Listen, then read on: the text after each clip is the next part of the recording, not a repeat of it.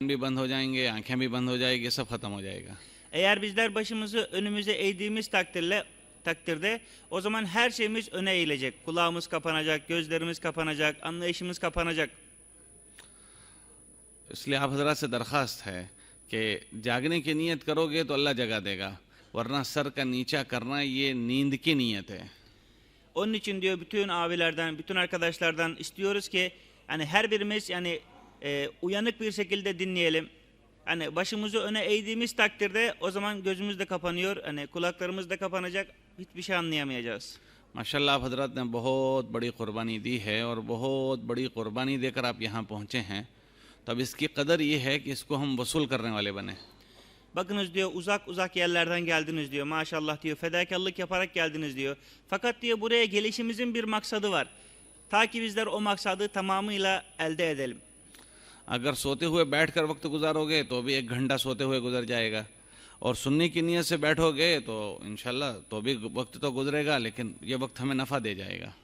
Eğer diyor bizler diyor hani Allahu Teala'ya vermiş olduğumuz bu vakitleri diyor, eğer 1 saat, 1,5 saat bu beyan vaktinde eğer uyuyarak dinlersek o şekilde de vakit geçecek. Fakat hani bir şey kazanmış olmayacağız. Eğer beyan dinlersek, dinlenenlerle amel edersek inşallah o zaman bu vermiş olduğumuz vakit kıymetli olacak. इसलिए नीयत करो कि इंशाल्लाह सोएंगे नहीं इंशाल्लाह। Onun için diyor bütün abilerimiz niyet etsinler ki inşallah beyan vaktinde uyumayacağız. अगर नींद का तकाजा हो तो ज़रा अपनी बैठक बदल लें, जलसा बदल लें। Eğer diyor uyku hani keyfiyette hasıl olduğu zaman baktık ki uyku çok sıkıştırıyor, o zaman diyor oturuş şeklimizi değiştirelim. Biraz hareketlenelim, uykumuz uzaklaşsın. और हमारे जो साथी दूर बैठे हुए सुन रहे हैं उनसे दरख्वास्त है कि वो मजलिस में आ जाएं। अगर कोई उनको उज़र नहीं है, कोई माजूरी नहीं है, तो मजलिस में आकर शरीक हो जाएं। Diyor duvara yaslanan kardeşlerimiz de eğer onların herhangi bir geçerli bir özrü yok ise onlar da inşallah topluluğun arasına girerek dinlesinler ve istifade etsinler. दीन हमारी ज़रूरत की चीज़ है, हम इसको मोहताज बनकर सुनेंगे। Çünkü diyor din diyor bizim için çok gerekli bir şeydir. Onu bizler ne kadar muhtaç olarak dinlersek o kadar amel edebileceğiz. और करीब आकर सुनना ये मोहताज बनने की अलामत है।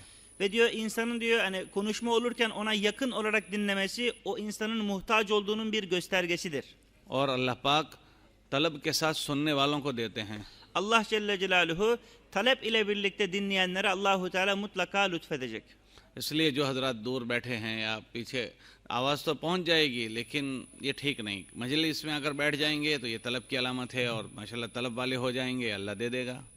Onun için diyor hani geçerli bir özrü olmayan abilerimiz yani her ne kadar ses onlara ulaşsa da onlar da diyor mutlaka diyor hani bu topluluğun içine girsinler. Allahu Teala bizlerle inşallah amel etmemiz için tevfik verecek. वलो फ़ी हदल मजमा अहबाबुन अल-अरब जालिसून फलहुम तर्जुमा हुनाक यज़हबुन हुनाक माशाल्लाह युतरजम लहुम हुनाक। Evet, Arap arkadaşlar için diyor hani bu işlerinde oturan varsa onlar için diyor tercüme arka tarafta olacak. Onlar diyor o tarafa geçsinler. इख़वान उर्दू मेरे अज़ीज़ों भाइयों दोस्तों और बुज़ुर्गों, अल्लाह का बहुत बड़ा एहसान और करम और फजल है कि अल्लाह पाक ने हम सबको मुसलमान बनाया, दीन वाला बनाया। Evet, muhterem büyüklerim, kıymetli kardeşlerim, misafirimiz buyuruyor ki Allahu Teala bizlere diyor ne kadar ikram etti, bizlere ne kadar ihsan etti. Allahu Teala bizleri diyor böyle bir toplulukta bir araya getirdi. और अल्लाह पाक ने हमें दीन के साथ दीन की मेहनत अता फरमाई। Allah Celle Celaluhu bizlere din ile beraber din çalışmasını da bizlere lütfetti. Quran में अल्लाह फरमाते हैं जिसे खैर मिल जाए वो ये समझे कि उसे अल्लाह ने दी। ये खैर जो सारी हमको मिली वो हमको हमारे अल्लाह ने दी। कुल बिफज़लिल्लाहि व बिरहमतिही फबिज़ालिका फलयफ़रहू। Onun için diyor hani bize diyor ne verildiyse diyor bunu diyor bize diyor veren Allahu Teala'dır. Yani bize hayırdan ne verildiyse o diyor Allahu Teala'nın bize bir lütfudur. और किताबों में आता है कि जिसके साथ अल्लाह भलाई चाहते हैं उसको खैर की समझ देते हैं। मन युरिदिल्लाहु बिही खैरन युफ़क़्क़िहु फ़िद्दीन। Allahu Teala diyor hangi kuluna diyor hani ona severse Allahu Teala ona diyor anlayış nasip eder. दुनिया में बहुत बड़ा मजमा है इंसानों का, लेकिन सारे मुसलमान नहीं। Dünyada diyor hani çok insan var fakat bunların tamamı Müslüman değil. और जो मुसलमान हैं वो भी बहुत बड़ा मजमा है, लेकिन सारे दीनदार नहीं। Müslümanlar da diyor büyük bir topluluk fakat Müslümanların tamamı dini yaşayan değil. और दीन वाले भी बहुत सारे हैं, लेकिन दीन की मेहनत के साथ ज़िंदगी गुजारने वाले सारे नहीं हैं। Diyor Müslümanların diyor bu Müslüman grubundan hani dini yaşayanlar da var. Onlar da bir topluluk. Fakat diyor hani onlar da diyor hani dini hakkıyla yaşayan değil. Din çalışmasını yapan değil. और हर एक के ज़िम्मे हैं कि वो इस दुनिया में दीन वाला भी बने, दीन की मेहनत वाला भी बने, लेकिन ये तो अल्लाह की तौफीक से होता है। Onun için diyor yani çalışmamız gerekir ki dünyadaki her bir insanın dini yaşayan da olması ve dini çalışmasını yapan, din çalışmasını yaparak yaşatan da olması gerekir. इसलिए कि ये उसकी जिम्मेदारियों में से हैं कि अल्लाह का बंदा बनेगा और अल्लाह के नबी अलैहिस्सलाम की उम्मत की मेहनत करने वाला बनता हुआ ज़िंदगी गुजारेगा, ये उसका दीन है। Çünkü diyor bu diyor Allahu Teala'nın bu ümmete diyor vermiş olduğu diyor bir diyor vazifedir, bir çalışmadır. Dini yaşamak ve dini yaşatmak. लेकिन जिसको अल्लाह तौफीक दे रहे हैं उसी को तौफीक मिलती है। Fakat Allahu Teala yani kime tevfik verirse sadece o tevfik अल्लाह कुरान में फरमाते साहिब हैं होगा वमा तौफीकी इल्ला बिल्लाह, कि तौफीक तो अल्लाह ही की तरफ से आती है। Allahu Teala Kur'an-ı Kerim'de buyurdu ki o ma tevfiki illa billah. Yani Allahu Teala tarafından verilen anlayış ve tevfik sadece Allah tarafındandır. वरना दुनिया में बहुत सारा मजमा मुसलमानों का वो है जो दीन को अच्छा समझता है, लेकिन उसके बावजूद भी उस पर चलने की हिम्मत नहीं हो रही। Bakınız diyor bugün diyor yeryüzündeki Müslümanlar onlar da diyor dini seviyorlar, dini yaşamak istiyorlar. Fakat diyor onlar hakkıyla diyor dini diyor yaşayamıyorlar. बहुत बड़ा मजमा दीनदारों का वो है जो दीन की मेहनत को अच्छा समझता है, लेकिन करने की हिम्मत नहीं हो रही। Ve diyor yine diyor Müslüman grubunda diyor yani insanlar diyor din çalışmasını da seviyorlar diyor. Bu çalışmayı da diyor tasdik ediyorlar. Fakat diyor yapmak için diyor Allahu Teala tevfik vermiyor. ये क्या हुआ कि ये अल्लाह की तरफ से तौफीक शामिल हाल होती है। Bakınız diyor arada diyor sadece diyor Allahu Teala'nın diyor tevfik vermeme engeli vardır diyor. ये सारी नेमतें अल्लाह ने हमको दी है, Bütün nimetleri bize diyor Allahu Teala verdi. तो इस पर हमें इसका शुक्र अदा करना है। Onun için diyor bizler bu nimetlere şükür etmemiz gerekir. क्या शुक्र अदा करेंगे? Nasıl teşekkür edeceğiz? Nasıl şükredeceğiz bu nimetlere? कि उसका पहला शुक्र ये अदा करेंगे कि हम अल्लाह के अच्छे से अच्छे बंदे बनेंगे। Onun diyor ilk basamağı diyor bizler diyor Allahu Teala diyor en güzel bir şekilde kul olmak için diyor gayret edeceğiz. अल्लाह कुरान में फरमाते हैं मेरे बंदे हैं व इबादुर रहमान, कि मेरे कुछ बंदे हैं। Allahu Teala Kur'an-ı Kerim'de buyuruyor ki yani benim bazı özel kullarım vardır. फिर अल्लाह ने उनके सिफात बयान किए, वो कौन है? Allahu Teala sonra diyor onların diyor sıfatlarını diyor sıraladı. Onlar kimlerdir? कि उनके सिफात में बयान किया कि वो ज़मीनों पर बंदे बनकर रहते हैं, अकड़ कर नहीं रहते। यमशून फिल अर्द, कि वो ज़मीनों पर चलते हैं तो अकड़ कर नहीं चलते। Hani benim o özel kullarım onların sıfatları nelerdir? Onların sıfatlarından bir tanesi onlar yeryüzünde yürüdükleri zaman tevazu içinde yürürler. Kesinlikle böbürlenerek, büyüklenerek yürümezler. बात करते हैं तो नरमी से बात करते हैं, और अगर कोई उनके साथ उलझ जाए तो उनसे उलझते नहीं, सलाम करके आगे निकल जाते हैं। Ve diyor o diyor güzel kulların sıfatlarından bir tanesi nedir? Hani onlar insanlarla konuştukları zaman çok yumuşak konuşurlar. İnsanlarla iyi geçinirler. Eğer herhangi bir insan ona sataştığı zaman ona selam vererek onun yanından uzaklaşırlar. Onunla kavga etmezler. अल्लाह की फरमाबरदारी करते हैं। Allahu Teala'ya itaat ederler. तो अब इन चीज़ों को हमें समझना है और इसके शुक्राने में हमें अपने बंदगी को अच्छी बनानी है, अपने बंदे होने को अच्छा बनाना है। Onun için diyor bu diyor anlatılanları diyor dinleyip diyor bizler de diyor Allahu Teala'ya diyor çok güzel bir şekilde kul olmamız gerekir. Allah'ın sevdiği kul olmamız gerekir. इसलिए कि अल्लाह पाक अपने बंदों के बंदगी को देखना चाहता है, उनके अमलों को अल्लाह देखना चाहता है। Allahu Teala diyor kulundan diyor kulluk bekliyor ve diyor kulun diyor yapmış oldukları şeyi diyor görmek istiyor Allahu Teala. अल्लाह कुरान में फरमाते हैं अमलू फसयरल्लाहु अमलकुम, ऐ लोगों अच्छे अमल करो, अल्लाह तुम्हारे अमल देखेगा। Allahu Teala hadis-i kutsüde buyuruyor ki ey insanlar güzel amel yapınız çünkü Allahu Teala yakında o sizin yapmış olduklarınız amellere bakacaktır Allahu Teala. हर एक की हमारी अपनी एक ज़िंदगी है और हमारे हर एक का एक लेवल है, तो हमारी कोशिश ये हो इसकी कदर में कि मेहनत करते करते हम उस सतह पर पहुँचें जिस सतह पर हमें हमारे नबी अलैहिस्सलाम छोड़ कर गए थे। Yani diyor bizler diyor kendimizi öyle bir şekilde yetiştirelim ki kulluk şeyinde öyle ilerleyelim ki Peygamberimiz sallallahu aleyhi ve sellem ümmeti hangi derecede bıraktıysa kendimizi hani o dereceye kadar ulaştırmak için gayret edelim. हमारे तमाम ज़िंदगी का दीन कमियत में भी और कैफियत में भी वो रोज़ाना बढ़ता चला जाए।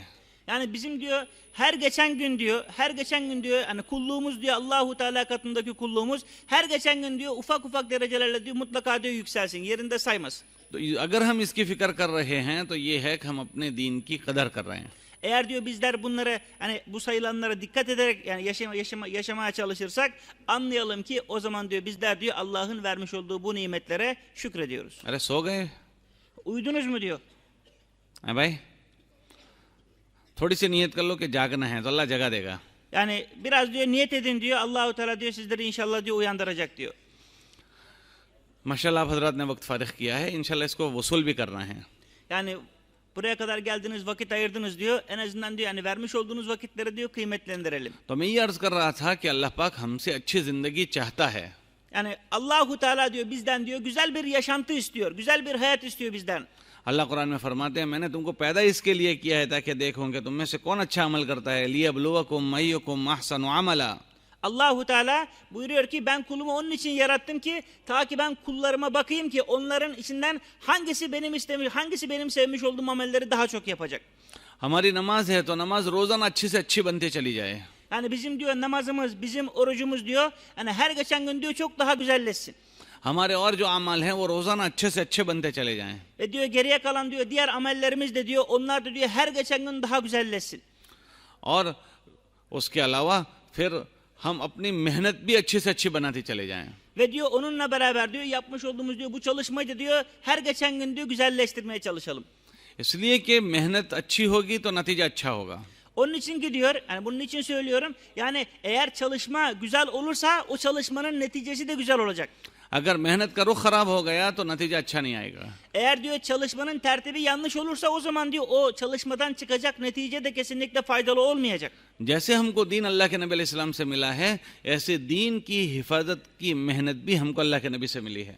Bakınız diyor nasıl ki diyor bu din diyor Peygamberimiz sallallahu aleyhi ve sellem vasıtasıyla bizlere ulaştıysa aynı şekilde diyor bu dinin çalışması da o da Peygamberimiz sallallahu aleyhi ve sellem tarafından bizlere ulaşmıştır. इमाम मालिक रहमतुल्लाह अलैह फरमाते हैं कि हमारे दीन की हिफाजत उसी शक्ल पर होगी जिस शक्ल की मेहनत अल्लाह के नबी अलैहिस्सलाम से हमको मिली है. लन यसलुहा आखिरु हाज़िहिल उम्मा इल्ला बिमा सलुहा बिही अव्वलुहा.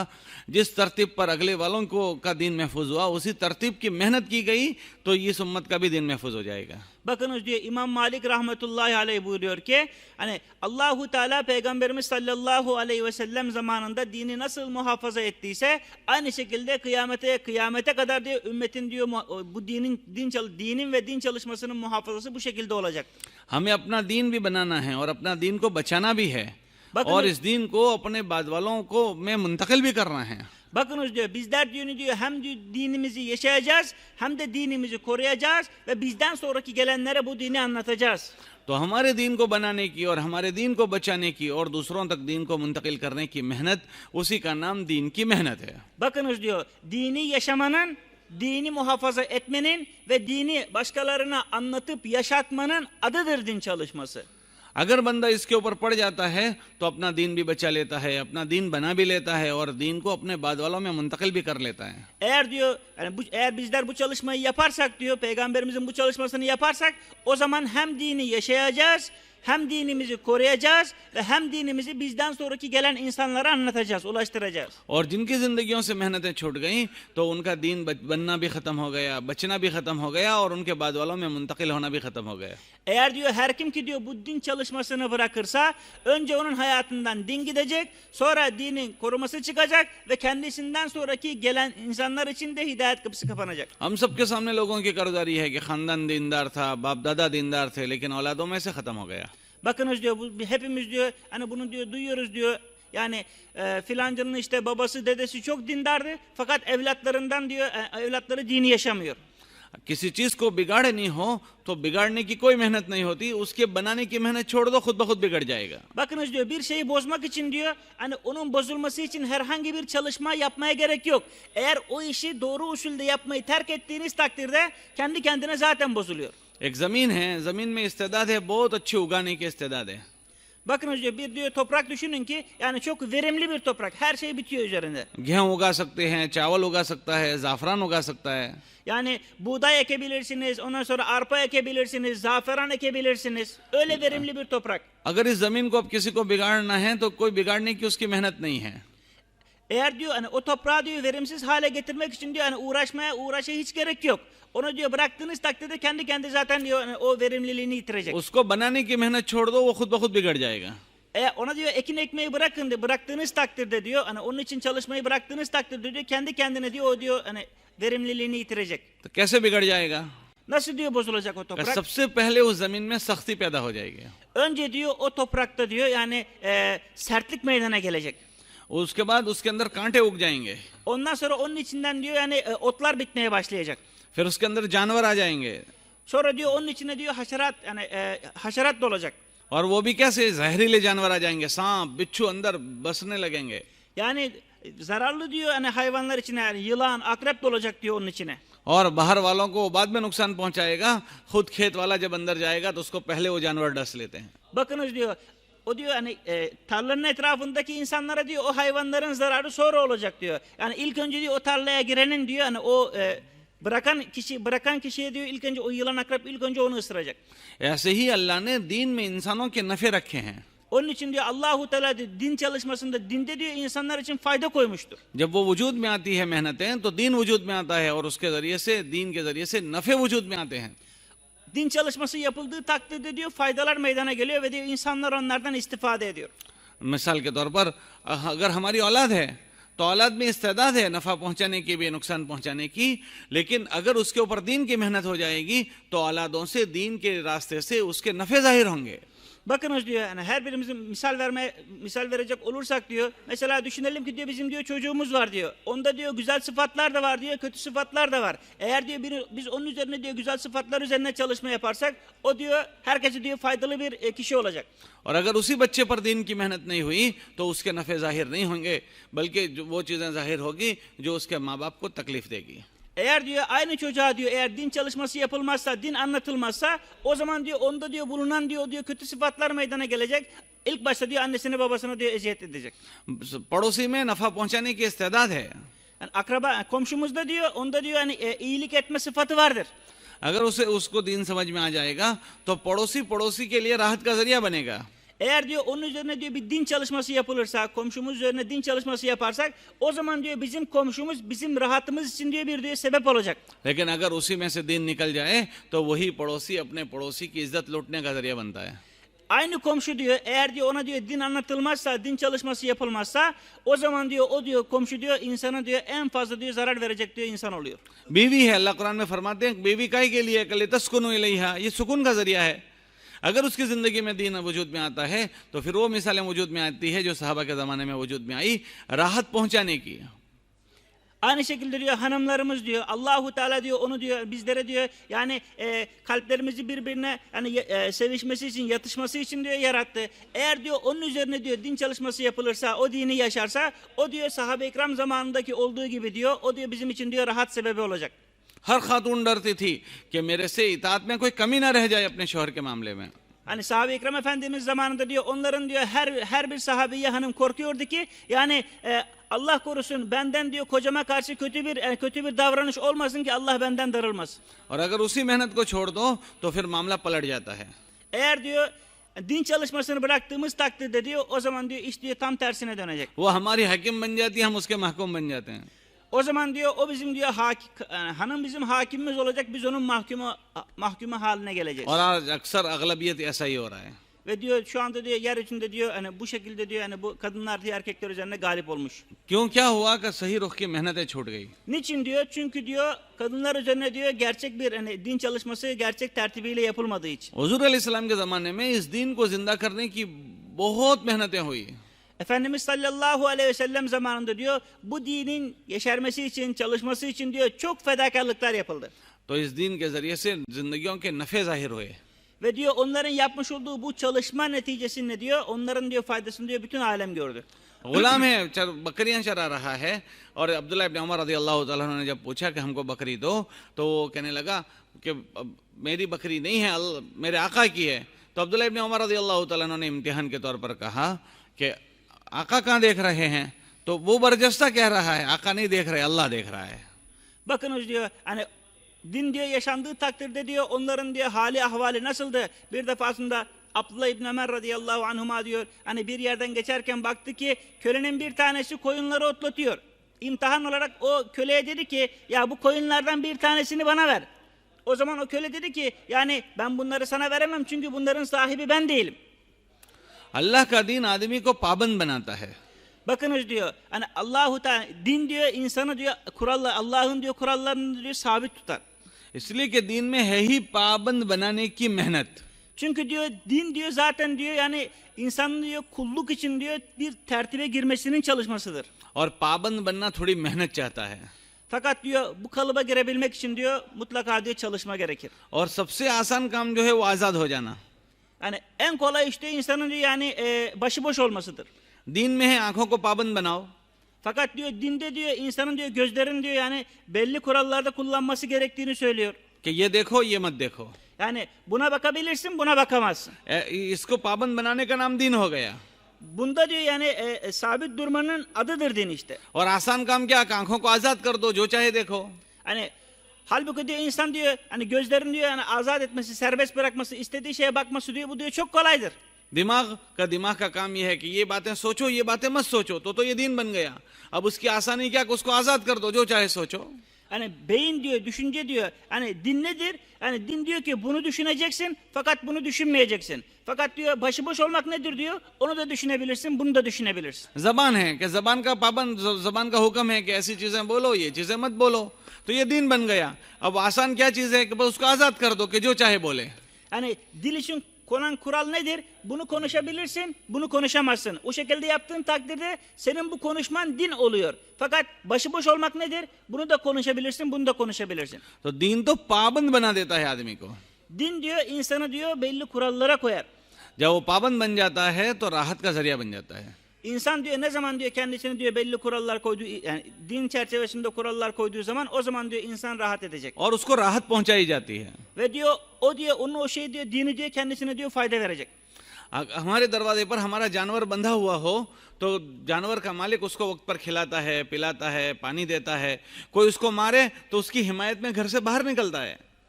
Bakınız diyor hani insanın diyor kapısındaki diyor bir hayvanı olsa diyor ona diyor hani yemeğini veriyor, içmesini veriyor diyor. Fakat diyor dışarıdan diyor bir diyor noksan geleceği zaman diyor hemen diyor kendi sahibini diyor korumak için diyor hemen kalkıyor. लेकिन वही जानवर आज़ाद हो जाए तो, Aynı hayvan diyor hani aynı köpek diyor eğer diyor onu diyor başıboş bırakırsan और भाग जाए तो kaçtığı zaman उसको वक्त पर खाना मिलेगा? hani o diyor kaçtığı zaman diyor o diyor hani belli vakitlerde yemek yiyemez.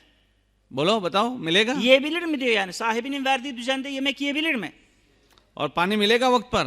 Hani aynı sahibinin vermiş olduğu saatte su içebilir mi? उसको अगर कोई रास्ते में मारेगा तो उसका कोई हिमायती निकलेगा? Hani birisi ona zarar vermek istediği zaman sahibi onun yardımına gidebilir mi? क्या हुआ कि जानवर आज़ाद हो गया। Ne oldu diyor, ne değişti diyor. Sadece diyor köpek diyor yani ipini kopartıp başıboş oldu.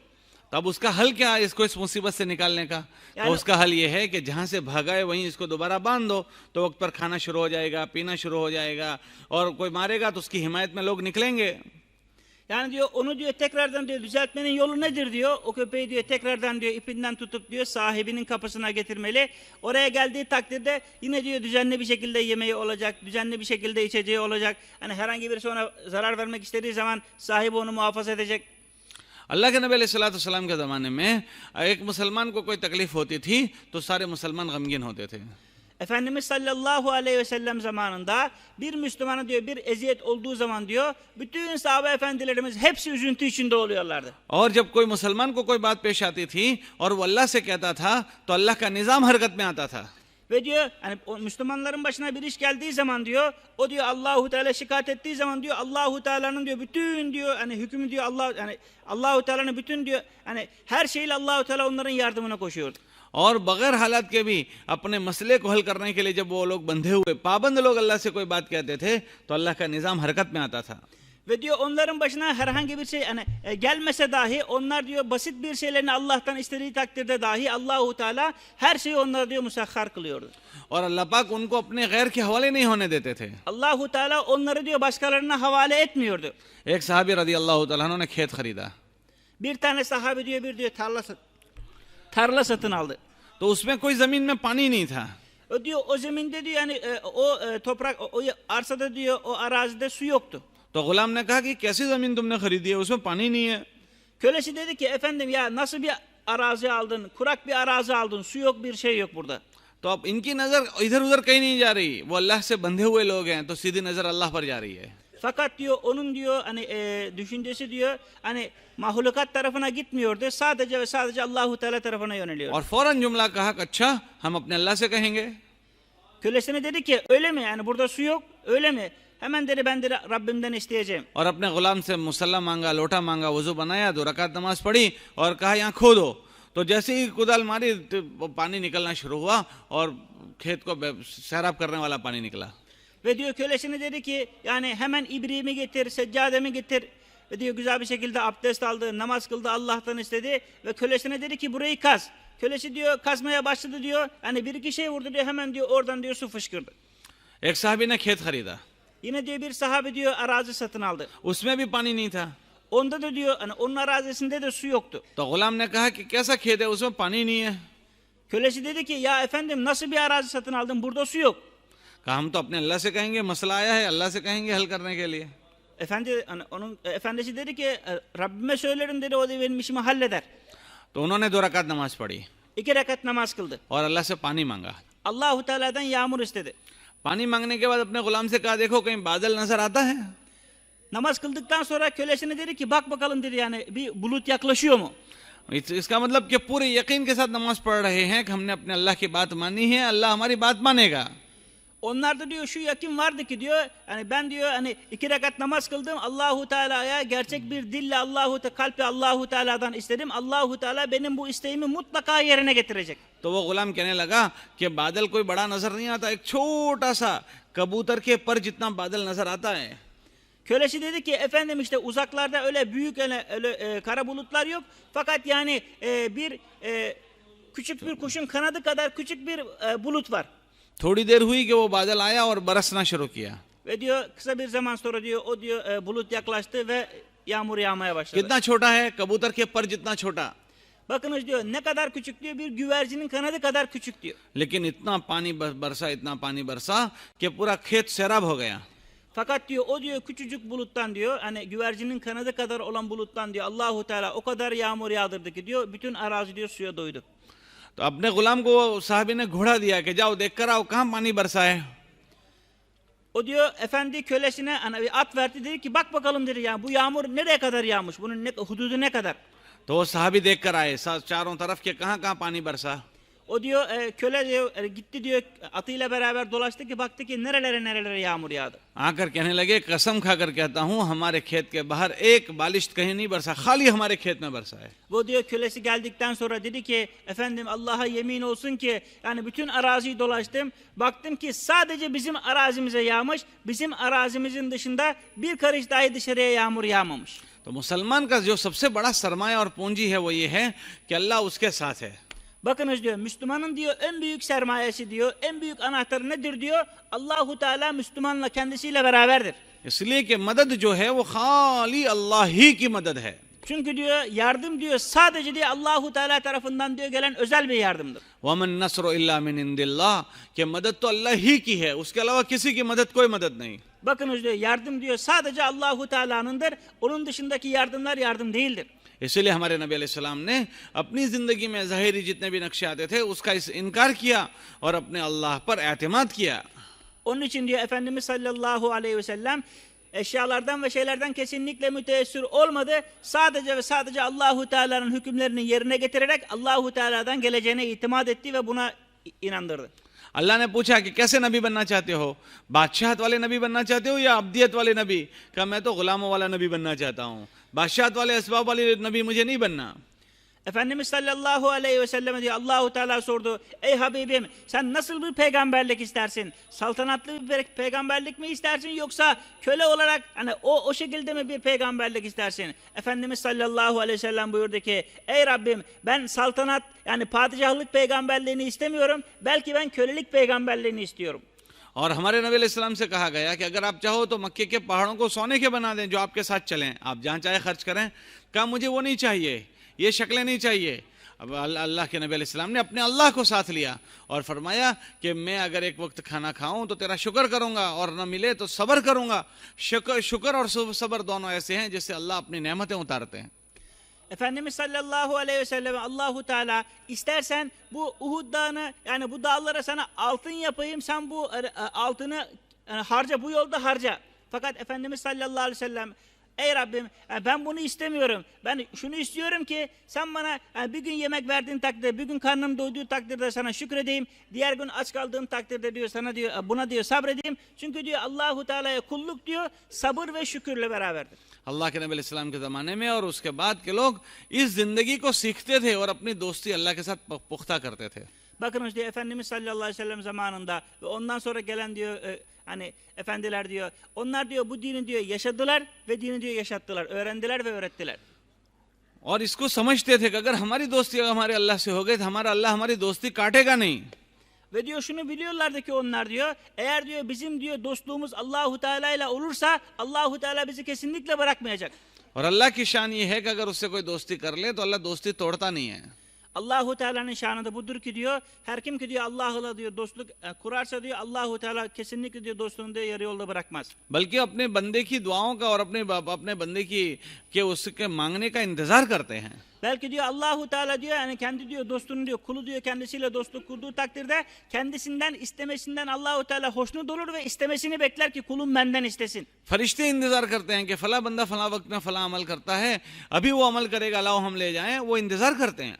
Ve diyor melekler diyor hani beklentide olurlar diyor. Bir kul diyor müteayyin vakitlerde belli vazifeler yaptığı takdirde kul şu anda şu vazifeyi yapacak, şu ameli yapacak ve biz onu katlayacağız Allahu Teala'ya sunacağız. हदीस में आता है कि अल्लाह के वहाँ बंदे की दुआओं का बड़ा इकराम किया जाता है. Hadis-i şerifte buyruluyor ki diyor Allahu Teala diyor yani kulunun diyor yapmış oldukları şeyden diyor Allahu Teala çok hoşnut olur. अरे सो गए, Uyudunuz mu diyor tekrar. थोड़ी सी अपनी बैठक बदल लो. Biraz diyor oturuş keyfiyetimizi diyor değiştirelim. थोड़ी सी जागने की नियत कर लोगे तो इंशाल्लाह अल्लाह जगा देगा. Eğer diyor uyanık kalma niyetiyle dinlersek diyor Allahu Teala uyandıracak. अपने आसपास वालों को थोड़ा सा जगा दें. Yanımızdaki Muhabbet insanları diyor kesa. muhabbetle beraber diyor sıvazlayalım onları uyandıralım. तो मैं ये कह रहा था कि ये इज्तिमात और ये जो हम सबका जमा होना होता है इन चीज़ों के समझने के लिए होता है. Bakınız diyor bizim diyor buraya diyor toplanmamızın sebebi diyor işte diyor bu anlatılanları diyor anlayabilmektir. ताकि हम अपने दीन को अच्छे से अच्छा बनाने की मेहनत पर पड़ जाएं. Ta ki diyor bizler diyor bunları dinleyerek diyor yani dinimizi diyor en güzel bir şekilde yaşamaya diyor gayret edelim. और हम अपने अल्लाह को पहचान कर उससे जुड़ने वाले बन जाएं. Ve diyor Rabbimizi tanıyarak diyor Rabbimizle diyor iletişim kurabilelim. जो जिसको पहचानता है उसका तासुर ले लेता है Bakınız diyor kim diyor kimi diyor ne kadar tanırsa diyor ondan diyor tesir alır. और उससे जुड़ जाता है, Ve diyor onunla birleşir. उससे नफे की उम्मीद करता है, Ve diyor ondan diyor beklentisi olur. उससे अपने नुकसान को खत्म करने की उम्मीद करता है. Ve diyor kendisine gelecek diyor sıkıntıları diyor onun diyor uzaklaştırmasını bekler. और हमारे नबी के ज़माने में ये सारी बातें अल्लाह से समझाई जाती थी कि अगर नफ़ा नुकसान है तो अल्लाह की तरफ से है, उसी से जोड़ा जाता था.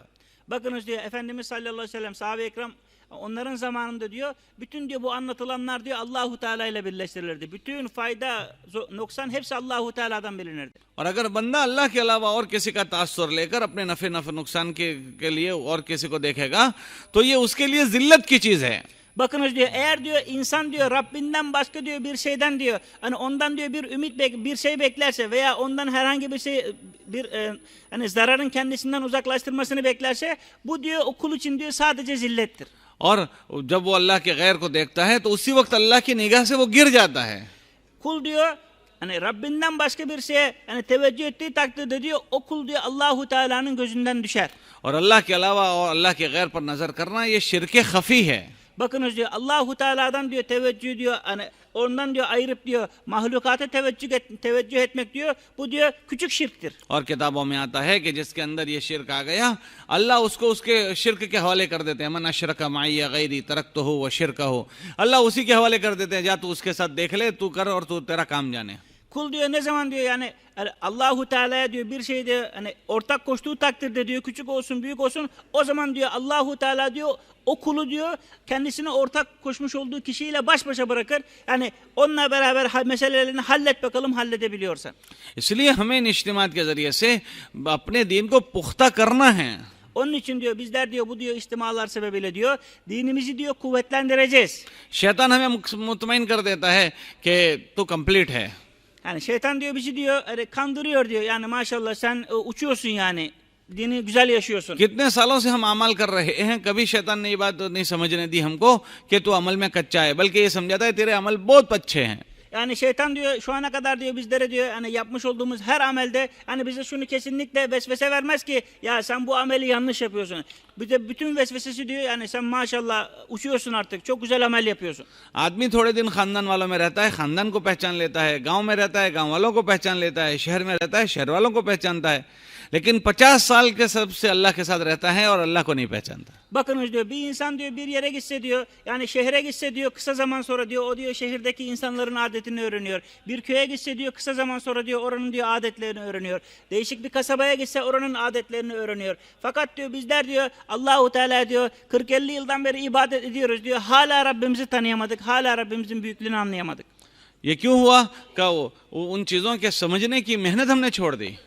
Bu diyor neden olmadı diyor. Çünkü diyor bizler diyor bu diyor dinin diyor çalışma hani anlayış gelmesi için diyor çalışmayı terk ettik. साहबा अपने दीन को बनाने की मेहनत करते थे. Sahabeler diyor onlar diyor dini için diyor fedakarlık yaptılar. Dini anlamak için diyor gayret ettiler. उससे वो भी बनते थे, उनका माहौल भी बनता था. Onların diyor hani din çalışmasıyla beraber kendileri de yaşardı, onların etrafı da yaşardı. और हमारे अपनी हिफाजत के लिए हमें अपना माहौल बनाना ज़रूरी है.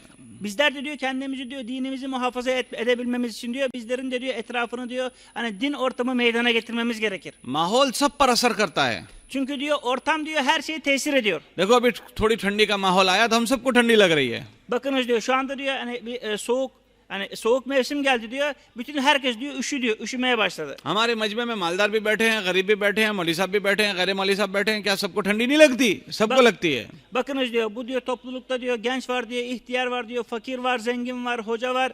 Yani bunların diyor hepsi diyor üşüyor değil mi diyor. जैसे फिजा और मौसम सब पर असर करता है, ऐसे उमूमी माहौल सब पर असर करता है. Bakınız diyor nasıl ki diyor mevsimler diyor yani insanların tamamı üzerinde diyor tesir ederse diyor aynı şekilde diyor din ortamı da diyor o diyor beldede bulunan bütün insanlar üzerine diyor tesir eder. अगर माहौल अच्छा होगा तो हमें अच्छे बनने के असबाब पैदा हो जाएंगे. Eğer diyor ortam diyor güzel olursa diyor ortam diyor dindar olursa diyor o zaman diyor dini yaşamak için diyor bizlere diyor meydan doğacak, fırsat doğacak. और हमारे आसपास का माहौल अगर खराब हो गया तो हम अच्छा चाहेंगे तो भी बुराई हमें पकड़ लेगी. Eğer diyor ortamımız diyor bozuk olursa, eğer din ortamı olmazsa bizler güzellik istesek dahi onda diyor muvaffakat yani başarılı olamayacağız. हर आदमी के जिम्मे है अपनी जात को भी अच्छी बनाए, अपने माहौल को भी अच्छा बनाए. Bakınız diyor her bir insanın diyor bu vazifesidir diyor. Yani dini de yaşamak ve ortamı da meydana getirmek, güzel ortam, dindar ortam meydana getirmek her bir insanın vazifesidir. हमारी मिसाल कैसी है पता है? Bizlerin diyor misali diyor nasıldır diyor. हमारे मोहल्ले में पानी की नालियां जाती है, गंदे पानी की नाली साइड में से जाती है ना? अगर उसका पानी बाहर आ जाए और वो बदबू मारे तो वो बदबू किसके किसके घर में जाएगी? कब पूरे मोहल्ले वालों के घर में जाएगी. वो बदबू ऐसी नहीं कहेगी कि ये मोहल्ले में तो मौलवी साहब का मकान है तो उसमें ना घुसूं, इस मोहल्ले में तो मस्जिद है वहाँ ना घुसूं. कोई किसी को नहीं छोड़ेगी, सबके घर में घुसेगी. तो ऐसे अगर माहौल मोहल्ले का खराब हो गया तो मोहल्ले का कोई घर नहीं बचेगा जिसमें वो बुराई ना घुसे. Bakınız diyor hani bizim diyor misalimiz diyor şu şekildedir diyor. Hani bizim diyor oralarda diyor sokaklarda diyor küçük küçük diyor böyle diyor affedersiniz lağımlar akar diyor. O diyor taştığı zaman diyor o lağımlar diyor yani yağmurlarda vesairede taştığı zaman diyor o diyor bütün diyor sokakların diyor kimlerin evi varsa diyor hepsini diyor zarar verir. O diyor kötü koku bütün insanlara zarar verir. Yani şöyle demez ki o diyor yani şurada hoca efendinin evi var, burada dini yaşayanın evi var. Onlara zarar vermeyeyim veya şurası mescit oraya zarar vermeyeyim. Hani mescitte olan olsun, hoca olsun, kim olursa olsun o diyor lağım diyor herkese diyor zarar verir. Aynı şekilde diyor eğer diyor bizler de diyor din ortamı diyor din ortamı meydana getirmezsek o diyor mahallede olacak diyor bütün diyor sıkıntılar diyor. Hani sadece o kötü işi yapanlara değil belki o mahallede bulunan dini yaşayan ve dini yaşamayan herkese aynı şekilde noksan verecek. Baitullah के मुतालिक अल्लाह फरमाते हैं इन्ना वला बैतिन वुदिअ लिन्नास लल्लज़ी बिबक्कत मुबारकन व हुदा कि इसको अल्लाह ने बरकत और हिदायत की जगह बनाई. लेकिन हमारे नबी अलैहिस्सलाम के दुनिया में आने से पहले वहाँ कोई मेहनत करने वाला नहीं था, वहाँ बुत परस्ती थी. तो होते होते होते वो बुत बैतुल्लाह के बाहर के बैतुल्लाह के अंदर आ गए और एक दो बुत नहीं आए, 360 बुत आ गए. कि माहौल ऐसा असर करता है कि ऐसी पाक जगह पर भी अपनी जगह उसने बना ली. Bakınız diyor Allahu Teala diyor Kabe'yi diyor yani kendi evi olarak diyor İbrahim Aleyhisselam'a diyor inşa ettirdi diyor. Fakat Efendimiz sallallahu aleyhi ve selleme peygamberlik verilmeden önce diyor yani Kabe'nin diyor etrafında diyor bir sürü putlar vardı.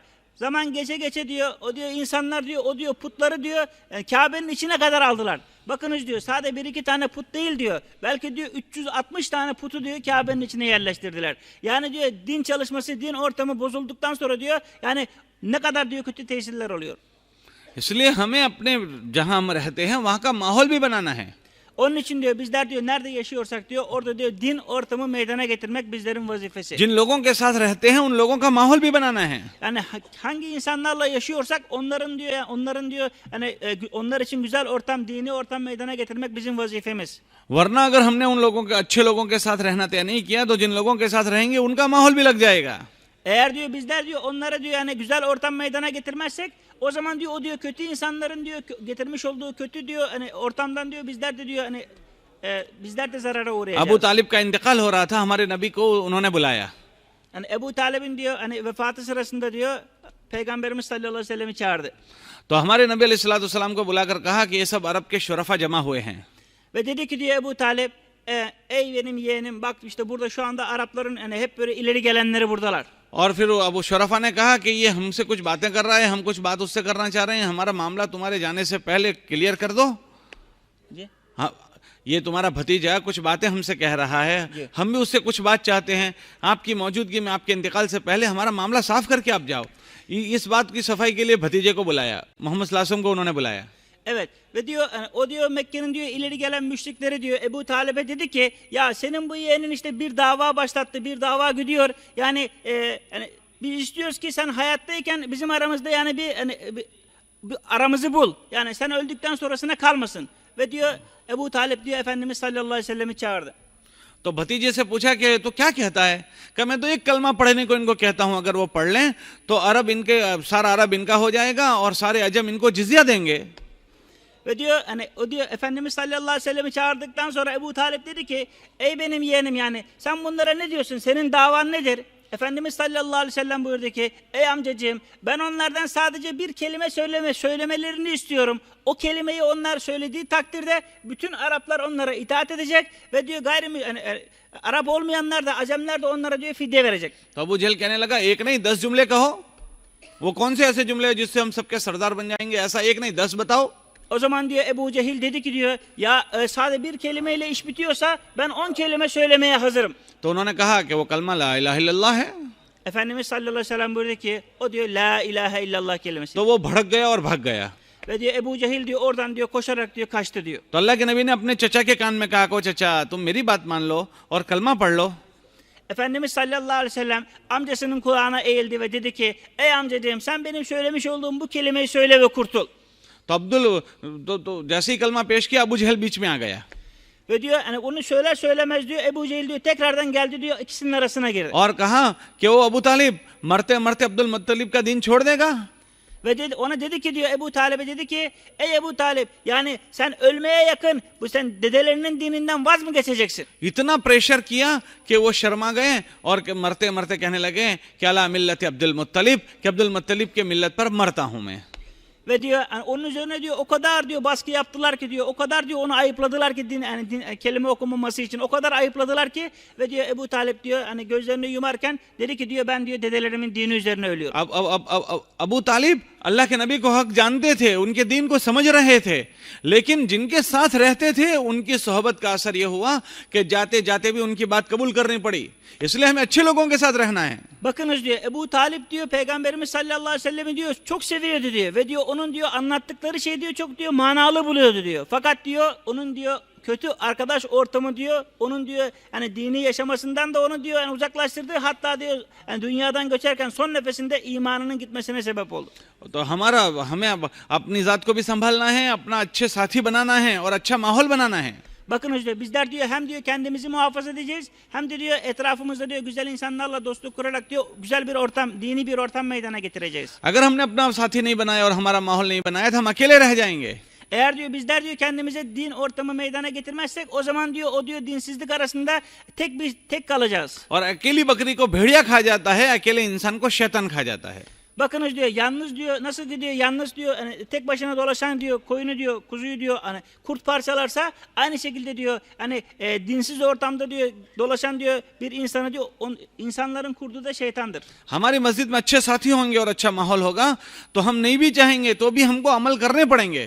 Bakınız diyor eğer diyor bizim diyor camimizde diyor güzel bir ortam, dini bir ortam meydana getirirsek yani bizler bazen tembellik göstermek istesek dahi diyor bizler diyor istemez diyor onu diyor mutlaka diyor o ortama katılıp onu yapacağız. और माहौल हमको चला देगा. Hani etrafımızdaki diyor güzel diyor o diyor dindar ortam diyor bizi diyor yürütecek. और अगर हमने अच्छे साथी नहीं बनाए और अच्छा माहौल नहीं बनाया तो हमारा दीन हमारा माहौल खा जाएगा. Bakınız diyor eğer diyor bizler diyor dindar bir ortam meydana getirmezsek diyor o zaman diyor dinsizlik ortamı diyor bizim diyor içimizdeki diyor, amelleri ve dini diyor ufak ufak diyor yemeye başlayacak. हमने गाड़ी कंपनी से नहीं उतारी, नई गाड़ी नहीं ली Bizler diyor hani yeni bir araba satın aldık. और हम जिस गाड़ी को चला रहे हैं वहां का रोड टूटा हुआ है, वो रास्ता टूटा हुआ. Ha, yeni bir arabayla diyor yani çok bozuk bir yolda diyor gidiyoruz. रास्ता टूटे हुए रास्ते पर नई गाड़ी चलाओ तो वो गाड़ी सही चलेगी. Bakınız diyor yani 0 kilometre bir arabayı diyor yani bozuk bir yolda diyor yani yürütmek isteseniz diyor istediğiniz performansı alabilir misiniz? बताओ चलेगी? Alabilir misiniz? क्यों? Niçin alamazsınız? बताओ. Niçin alamazsınız? रास्ता टूटा हुआ है. ऐसे ही हम अच्छे खासे दीनदार होंगे लेकिन हमारे घर का रास्ता टूटा हुआ, हमारे मोहल्ले का दीन का माहौल टूटा हुआ तो हम यहाँ से जाएंगे तो वो जो बेदीनी है वो हमारे दीन को तोड़ देगी.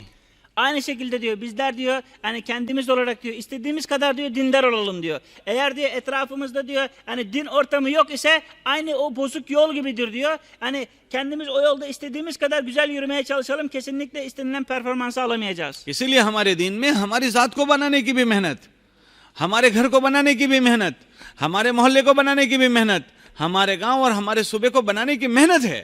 Bakınız diyor bizim diyor bu çalışmamızda diyor hem diyor kendimizi düzeltme çalışmasıdır diyor. Hem diyor kendi ailemizi düzeltme çalışmasıdır. Hem diyor kendi diyor akrabalarımızı düzeltme çalışmasıdır. Hem kendi köyümüzü hem de diyor kendi şehrimizi düzeltme çalışmasıdır. घर की तालीम शुरू हो जाएगी, ये फजाइल की बात पढ़ी जाएगी तो ये फजाइल के जरिए से घर का माहौल बन जाएगा.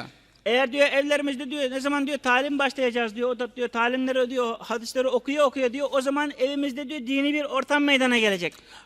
मोहल्ले में गश्त किए जाएंगे, मुलाकातें की जाएगी तो मोहल्ले का माहौल बनेगा. Eğer diyor mahallemizde diyor ne zaman diyor dolaşma yapacağız diyor ziyaretler yapacağız diyor o zaman diyor mahallemizde diyor güzel bir ortam meydana gelecek. मस्जिद में मेहनत की जाएगी, मस्जिद में फजाइल की किताबें पढ़ी जाएगी, तालीम पढ़ी जाएगी तो मस्जिद का माहौल बनेगा. मस्जिद में मेहनत की जाएगी, लोगों को मस्जिद में अल्लाह की बात समझाई जाएगी तो मस्जिद का माहौल बन जाएगा.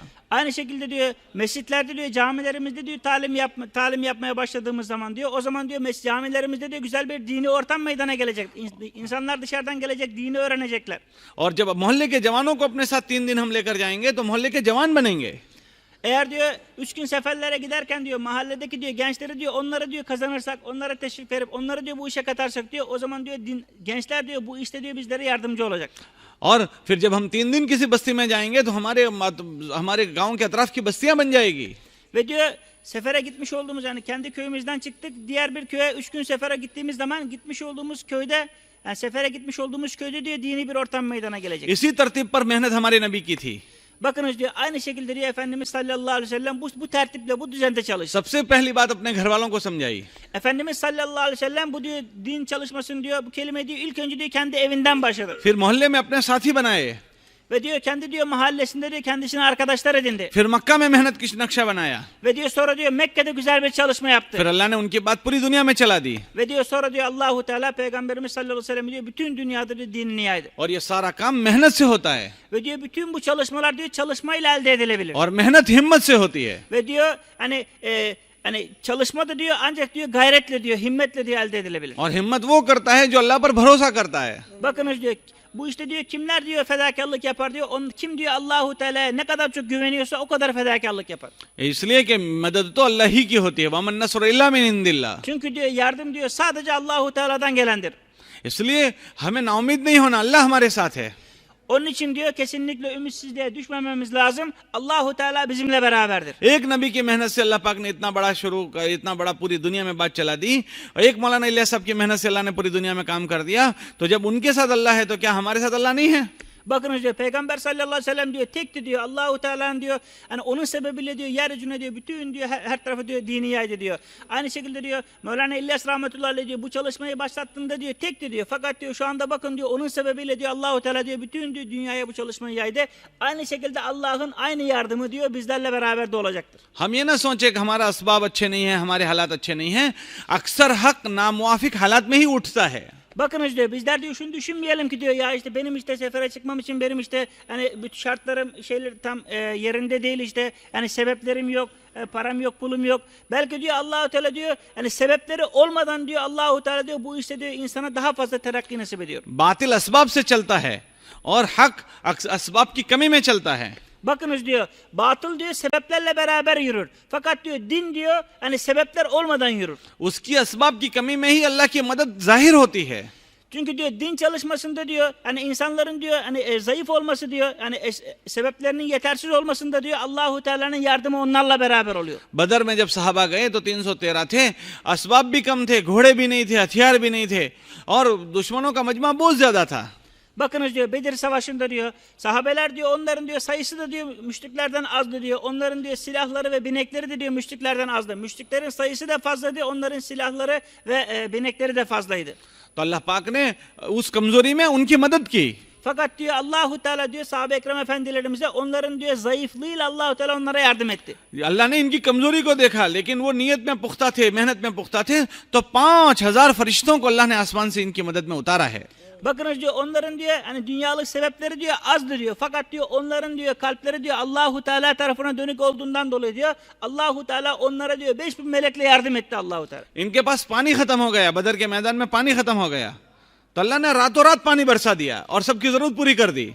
Hani Bedir Savaşı'nda diyor sahabelerin diyor suyu tükendi diyor. Onlar diyor Allahu Teala'ya müteveccih oldular diyor. Allahu Teala bir gecede diyor onların diyor su ihtiyaçlarına giderdi. तो हक तो पहले से ही नामुवाफिक हालत में ही चलता है। Bakınız diyor hak diyor her zaman diyor şartların diyor meydana gel sebeplerin hani zayıf olduğu zaman sebeplerin tam olmadığı zaman da Allah'ın yardımı geliyor. हमारे नबी अलैहिस्सलाम को अल्लाह ने ऐसे माहौल में भेजा कि बाहर के लोग तो ठीक है, हमारे नबी के घर के लोग भी उनके नहीं थे, इस माहौल में भेजा अल्लाह ने। Bakınız diyor Efendimiz sallallahu aleyhi ve selleme diyor bu diyor peygamberlik verildiği zaman yani Peygamberimiz aleyhissalatü vesselamın etrafında değil dışarıdan bir insan ona hani iman etsin belki diyor kendi diyor köyünde kendi diyor evinde diyor iman eden tek bir kimse yoktu. सो गए? Soruyor tekrar uyudunuz mu diyor. अरे भाई सो गए? Uyudunuz mu? Biraz hareket edelim inşallah. Abu लहब सगा चचा था, सगा चचा, लेकिन जानी दुश्मन था। Bakınız diyor Ebu Leheb diyor Peygamberimiz sallallahu aleyhi ve sellemin diyor öz amcasıydı diyor. Fakat diyor Peygamberimize diyor en büyük düşmandı. और हमारे आदमी को सबसे ज्यादा कुर्ब अपने माँ बाप से होता है, तो अल्लाह ने नबी को इस हाल में भेजा कि माँ बाप खत्म हो गए, कि बाप पहले से इंतकाल हो गया और अम्मी 6 साल की उम्र में चली गई। Bakınız diyor bir insanın diyor dünyada diyor yani onun diyor en büyük diyor zahir olarak en büyük yardımcısı diyor annesi babasıdır diyor. Fakat diyor Efendimiz sallallahu aleyhi ve sellem diyor babasını hiç görmedi ve diyor annesi diyor kendisi diyor 6 yaşındayken vefat etti. और फिर अब्दुल मुत्तलिब थे, अल्लाह ने उनको ले लिया। Ve sadece diyor dedesi vardı diyor kısa bir zaman sonra diyor dedesi de diyor vefat etti. फिर अबू तालिब थे, अल्लाह ने इनको ले लिया। Ve diyor bir tek amcası kalmıştı Ebu Talib ona kol kanat geren Allahu Teala diyor Ebu Talib'i de aldı. और अबू लहब सगा चचा था, वो दुश्मन बन गया। Ebu Leheb diyor öz amcasıydı fakat yardımcı olmuyordu belki ona en büyük düşmanlık besliyordu. और मक्के के काफिर सारे दुश्मन हो गए। Bütün diyor Mekke'nin diyor müşrikleri diyor hepsi diyor peygamberimize diyor düşman oldular. तो जाहिरी असबाब सारे के सारे कमजोर हैं। Yani dışarıdan bakıldığı takdirde Peygamberimiz sallallahu aleyhi ve sellem diyor hani çalışmasında diyor etrafında diyor kesinlikle diyor hani yeşertici bir sebep yoktu. लेकिन हमारे नबी हिम्मत नहीं हार रहे, अल्लाह हमारे नबी मेहनत कर रहे हैं। Fakat diyor Efendimiz sallallahu aleyhi ve sellem diyor yenilip oturmadı diyor belki diyor fedakarlık üzerine fedakarlık किस बुनियाद पर? Ne üzerine diyor fedakarlık ये yaptı? बुनियाद है कि हमारा अल्लाह हमें ज़ाय नहीं करेगा। Hani şu ümitle ki Allahu Teala kesinlikle beni zayi etmeyecek. एक मरतबा हमारे नबी मेहनत करके शाम को घर आए। Efendimiz sallallahu aleyhi ve sellem bir defasında diyor hani akşama kadar çalıştı diyor ve diyor akşam diyor eve geldi. तो शाम को घर आए तो चेहरा बदला हुआ है और कपड़े भी मैले कुचले हो चुके और बालों पर भी मिट्टी पड़ी हुई है। Efendimiz sallallahu aleyhi ve sellem diyor dışarıdan eve geldiğinde çok bitkin bir haldeydi. Elbisesi kirlenmişti ve diyor hani saçı sakalı birbirine karışmıştı. Toz içindeydi. मक्के के लोग इनको थूकते थे, अल्लाह के नबी अलैहि सलाम पर मिट्टी डालते थे, थूकते थे। Hani Mekkeli müşrikler diyor Efendimiz sallallahu aleyhi ve selleme diyor eziyet ediyorlardı ve üzerine diyor toprak atıyorlardı. उनके रास्ते में कांटे बिछा देते थे। Ve diyor ona tükürüyorlardı ve yollarına diyor diken seriyorlardı. लेकिन हमारे नबी अपने अल्लाह की रहमत और अपने अल्लाह की मदद से नाउमीद नहीं हुए। Efendimiz sallallahu aleyhi ve sellem diyor bu çalışmasında diyor Allahu Teala'dan kesinlikle ümidini kesmedi ve diyor gayretle himmetle beraber devam etti. और अल्लाह के अलावा किसी मखलूक पर भरोसा नहीं किया। Efendimiz sallallahu aleyhi ve sellem Allahu Teala'nın dışında hiçbir mahlukata ona yani güvenmedi. अल्लाह ने इनको पेश किया कि ओहद के पहाड़ को सोने का बना दो, उसको कबूल नहीं किया। Hani Efendimiz sallallahu aleyhi ve selleme Uhud dağları altın yapıp Efendimiz sallallahu aleyhi ve selleme teklif edildiği takdirde Efendimiz sallallahu aleyhi ve sellem onu dahi kabul etmedi. मक्के के काफिरों ने पेश किया कि अगर आप चाहो तो हम बादशाह बना दें, आप चाहें तो हम आपको सबसे ज्यादा माल दे दें, और आप चाहो तो अच्छे से अच्छी लड़की से निकाह करा दें। हमारे नबी ने कबूल नहीं किया। Bakınız diyor Mekkeli müşrikler Efendimiz sallallahu aleyhi ve selleme dediler ki eğer sen bizim başımız olmak istiyorsan biz seni serdar yapalım. Eğer sen yani mal biriktirmek istiyorsan aramızda toplayalım, en zenginimiz sen ol. Eğer sen evlenmek istiyorsan en güzel kızları sana verelim fakat sen bu davandan vazgeç. और अपने अल्लाह पर भरोसा करके मेहनत करते रहे। Fakat diye Efendimiz sallallahu aleyhi ve sellem onların hiçbirisini kabul etmedi. तो- Allah'a güvenerek diye çalışmasında diye ilerledi. तो हमारे अल्लाह ने हमारे नबी को जाये कर दिया, जाये नहीं किया। Bakınız diyor Allahu Teala diye Efendimiz sallallahu aleyhi ve sellem'i zayi mi etti diyor. अल्लाह ने उनके नाम को भी जिंदा कर दिया, अल्लाह ने उनके काम को भी जिंदा कर दिया। Bakınız diyor Allahu Teala diyor Efendimiz sallallahu aleyhi ve sellemin hem diyor ismini diyor kıyamete kadar diyor hani kaim etti ve diyor onun diyor din çalışmasını kıyamete kadar kaim edecek. हज़रत फातिमा रज़ी अल्लाह तआला अन्हा ने अब्बा का बिगड़ी हुई शक्ल देखी, बिगड़ा हुआ हाल देखा तो रोने लगी। Efendimiz sallallahu aleyhi ve sellem o bitkin haldeyken eve geldi. Yani üstü başı dağılmış, üstü elbisesi kirlenmiş, saçı sakalı birbirine karışmış. Hazreti Fatıma annemiz Peygamberimiz sallallahu aleyhi ve sellemi o keyfiyette gördüğü zaman diye ağlamaya başladı. तो अल्लाह के नबी अलैहिस्सलाम ने बेटी फातिमा को तसल्ली दी कि बेटी तू तसल्ली रख, एक दिन आएगा कि अल्लाह पाक तेरे बाप का लाया हुआ दीन हर कच्चे पक्के मकान में पहुंचा देगा। Efendimiz sallallahu aleyhi ve sellem Hazreti Fatıma annemizi diyor şöyle teselli etti. Ey kızım benim halime üzülme ve ağlama. Allahu Teala senin babanın diyor getirmiş olduğu bu dini gün gelecek ki yani güneşin girmiş olduğu hani topraktan yapılmış olsun veya taştan yapılmış olsun her eve Allahu Teala bu dini ulaştıracak. और हर एक को कबूल करना पड़ेगा, चाहे इज्जत से कबूल करे या जलील होकर कबूल करे, इन्हें कबूल करना पड़ेगा। Ve diyor hani bütün insanların diyor bu diyor İslam dinini diyor mutlaka diyor kabul edecekler. İster diyor izzetle kabul edip diyor İslam'a geçsinler, ister diyor zilletle kabul edip cizye versinler. तो अल्लाह ने अपने नबी की बात पूरी दुनिया में चला दी। Efendim Allahu Teala diyor Peygamberimiz sallallahu aleyhi ve sellem bu çalışmasını diyor bütün dünyaya yaydı. हज़रत मौला रहमतुल्लाह अलैह ने अल्लाह से अच्छा गुमान करके मेहनत शुरू की, अल्लाह ने पूरी दुनिया के मुल्कों में चला दी। Bakınız diyor Mevlana İlyas rahmetullahi aleyh diyor. O diyor Allahu Teala diyor güvenerek diyor bu işi başladı diyor. Allahu Teala onun sebebiyle bütün diyor aleme bu işi yaydı. ऐसे हम लोग अपने इलाके में अपना अमला तैयार करें, अपने बाजू तैयार करें और अल्लाह से अच्छी उम्मीद करें। Bizler de diyor kendi diyor çalışma kendi diyor şehirlerimizde, kendi diyor beldelerimizde diyor çalışırken diyor yani havsalamızı diyor çok diyor yüksek tutalım diyor. Allah'a güvenimizi yüksek tutalım. और उसके लिए ये जो मेहनत है मस्जिद की, उस मेहनत में खुद शरीक हों, अपनी मेहनत में हम शरीक होकर अपने साथ नए नए लोगों को हम शरीक करें। Onun için diyor kendi diyor camilerimizde diyor yapmış olduğumuz çalışmaya diyor kendimiz de diyor katılmaya diyor ihtimam gösterelim ve diyor yeni arkadaşlar da diyor katalım diyor. जिस दिन हम दुनिया से रुखसत होंगे उस दिन हम अपने पीछे अपनी मस्जिद में और अपने मोहल्ले में और अपने इलाके में एक मजमा छोड़कर जाएंगे।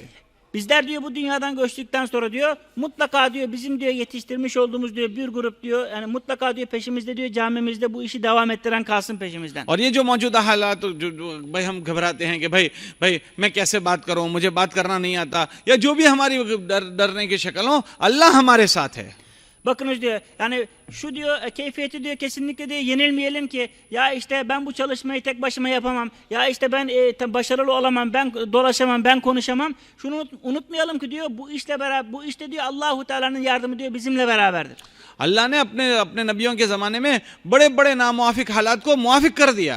Allahu Teala diyor Efendimiz sallallahu aleyhi ve sellem zamanında diyor hani ortam olmayan yani meydanları dahi Allah Teala onlarda ortam meydana getirdi. और जिन शक्लों में थी अल्लाह ने उन शक्लों में उनकी बड़ी मदद की।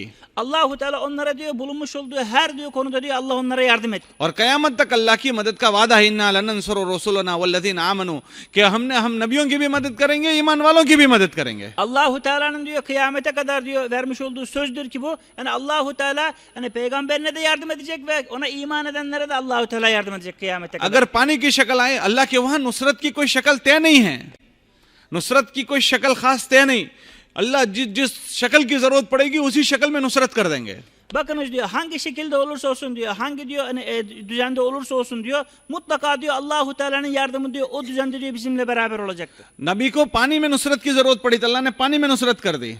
Bakınız diyor Efendimiz sallallahu aleyhi ve sellem diyor hani önüne su geldi diyor, nehir geldi diyor, Allahu Teala diyor onda dahi diyor peygamberine diyor yardım etti. एक नबी को आग में नुसरत की जरूरत पड़ी, अल्लाह ने आग में नुसरत कर दी. Bazı peygamberlere diyor ateşin içinde diyor Allahu Teala'nın yardımı gerekti. Allahu Teala onun ateşin içinde ona yardım etti. और हमारे नबी के जमाने में बाज लोग आए और कहने लगे ये दरख्त से हमारी गवाही दोगे, तो अल्लाह ने अपने नबी की नुसरत दरख्त के जरिए से की. दरख्त अपनी जगह से आया और कलमे की गवाही दी.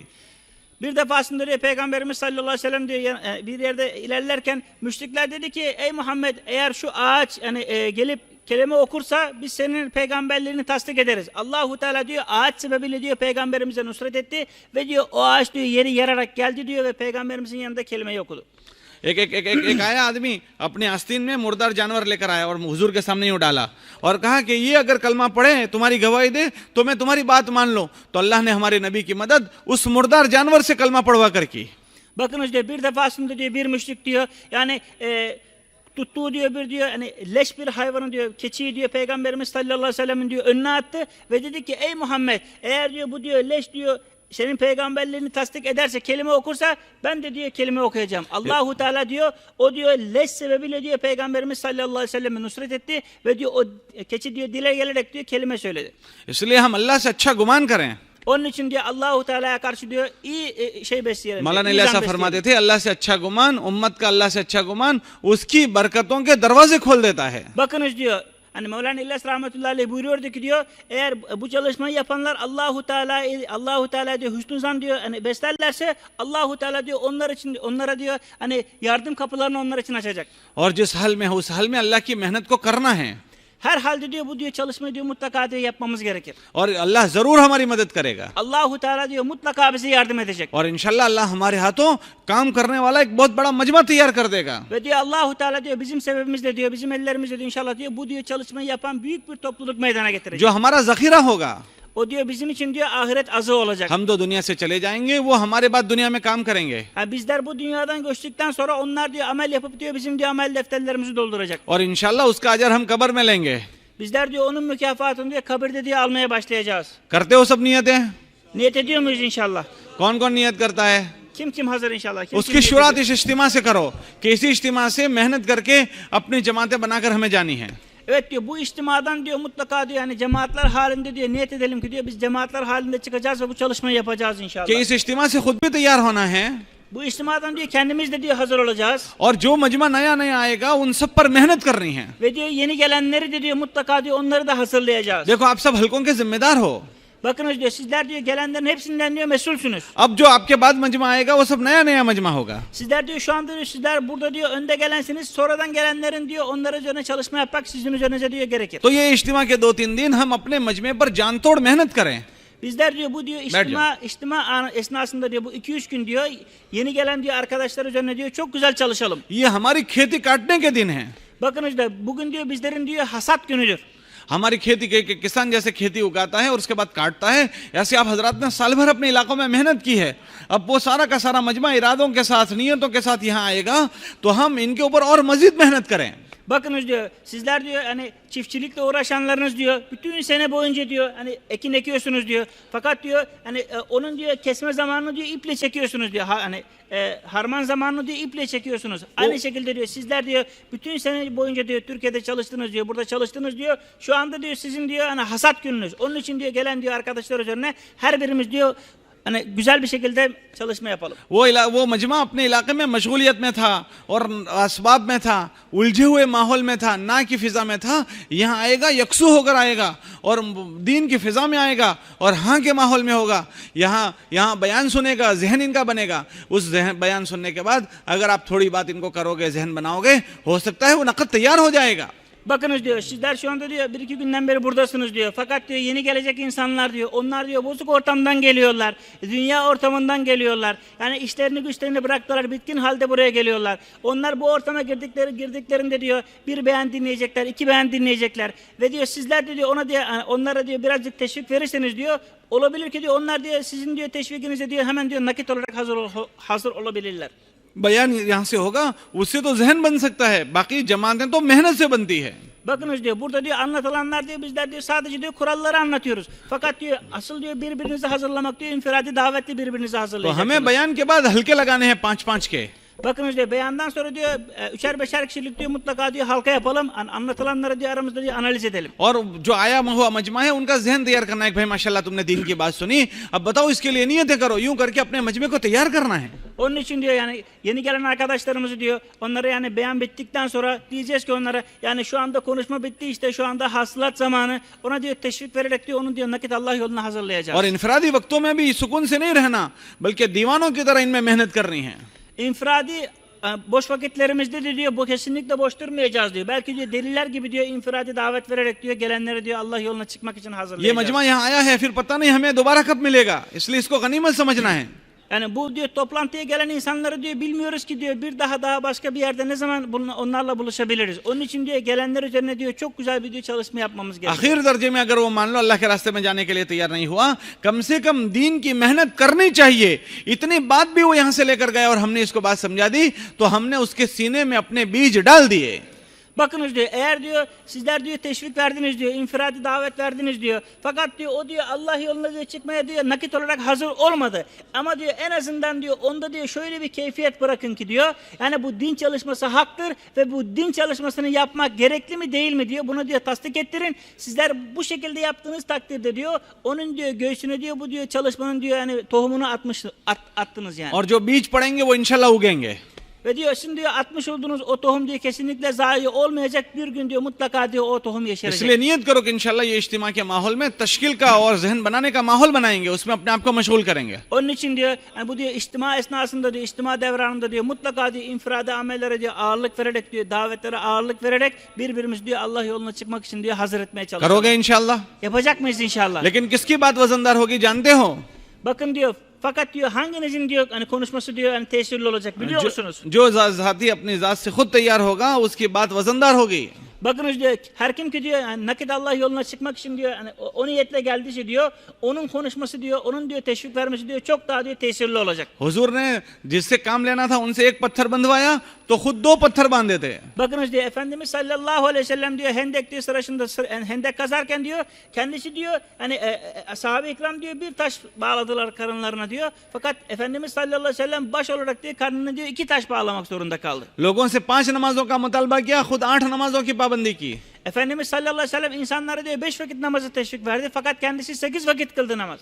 तो हम अगर अपने मजमे से ये बात चाहते हैं तो हमें पाबंद बनना पड़ेगा। Bakınız diyor eğer diyor bizler insanlara bir şey anlatıp onun sözümüzün tesirli olmasını istiyorsak bizim diyor mutlaka diyor kendimizin diyor bu diyor şey yani kuralları ilk önce kendimizin तो yapması आप gerekiyor. पहले तय करो कि इंशाल्लाह हम तय करते हैं कि इस इज्तिमा से हम अल्लाह के रास्ते में नकद जाएंगे। Onun için diyor burada bulunan diyor herkes diyor öncelikle şunu net etsin ki diyor inşallah ben de inşallah bu toplantıdan Allah yoluna mutlaka çıkacağım. करते होते? Karar verdiniz mi inşallah? इस इज्तिमा से नकद 4-4 महीने के लिए कौन कह रहा है वही खाली खड़े हों। देखो हम जाने को नहीं कह रहे, खड़े होने को कह रहे हैं। Bakınız diyor bu istimadan diyor 4 ay için diyor 40 gün 4 ay için diyor kim hazırsa diyor inşallah diyor onlar kalksın diğerleri kesinlikle diyor kalkmasınlar. बताओ हिम्मत करके Evet. खड़े हो जाओ, पहले तो खड़े हो जाओ, फिर हम Ayağa आपको kalkalım एक inşallah. 4 aya 40 günü niyeti olanlara